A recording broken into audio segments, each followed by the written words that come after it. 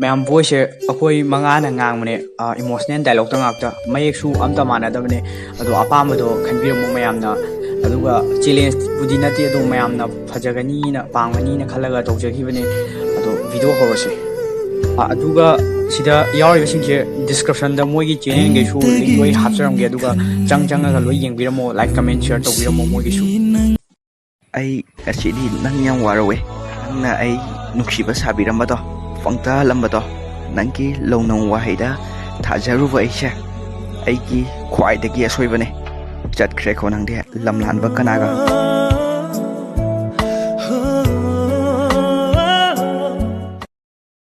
Kona aibu sembirakpa matamda mi ma oina taibangi chatna lonchat sajat punama khanghanbire aigisu thamoi ma pale kanana kari khali haiba ai loina khange adubu mi maga mijeng amadi wakhan khenabadi yai aisu mi ma oina khangpham thokpa kharadi khange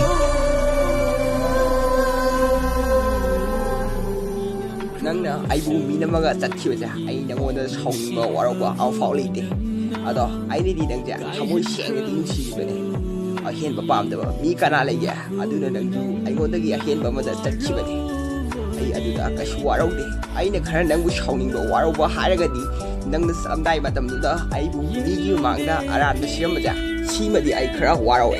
ngasiju hawjiksu simadi kawa sunga marai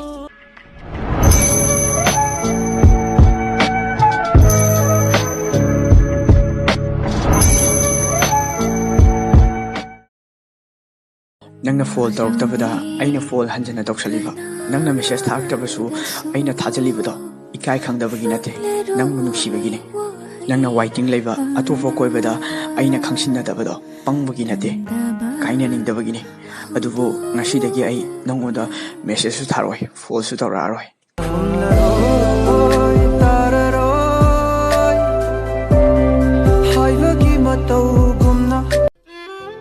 he taibang sema mapu hangi karamba thoil sing ifamda waba zaina se tatta pibiriba ima hai pa leitrabasu ijena aigi di pumna magni khanna hingjiramba aibu chawno honabirakpada ijegi ayada hokada wachak fawa aingonde inbiduna aibu chawno ma yokpirakpa adubu hojik di pumna mag ifamdagi